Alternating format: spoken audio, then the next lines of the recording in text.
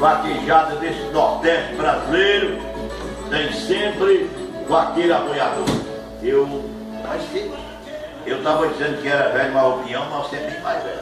É uma prima minha, acho que não tinha nem rádio, eu acho que ganhei um long play seu. 77. 77, bom, exatamente, 77 mesmo. Você gravou em 77. Primeiro trabalho. Na época não tinha CD, era um long play. É. E tem essa gravação, né? Inclusive, minha prima Socorro Bagalhães, não sei, primeira vez descobriu que eu gostava dessas músicas, né? Você, Galego Apoiador, trazido aqui a convite do Fernando. Fernando organizou essa vaquejada, tudo de primeira, não vai faltar nada, nem o apoiador, né? Galego, bom dia. Bom dia, Zé Ivo, bom dia aos ouvintes da Itapipoca. Um momento de alegria para mim. Quero agradecer primeiramente a Deus, a minha saúde que está me dando sempre.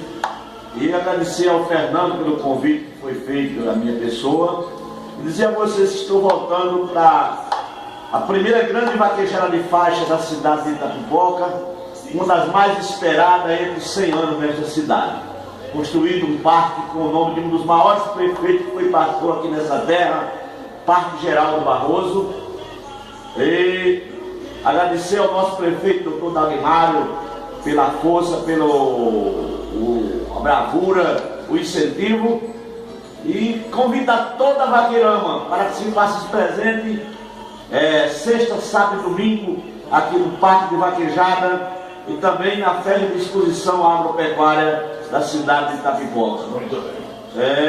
Fazer os apoios, convidar todo mundo e também lembrar mais uma vez, convidando a vaqueirama em geral, para que no dia 7 de setembro, data da independência, mais uma vez na cidade de Itapipoca, feita a terceira grande cavalgada de Itapipoca com a presença de Galego Apoiador e também um convite do nosso amigo Fernando Teixeira para que eu venha a esta terra cantar para vaqueirão. Mas eu vou de apoio, que conversa muito é político e pai de moça.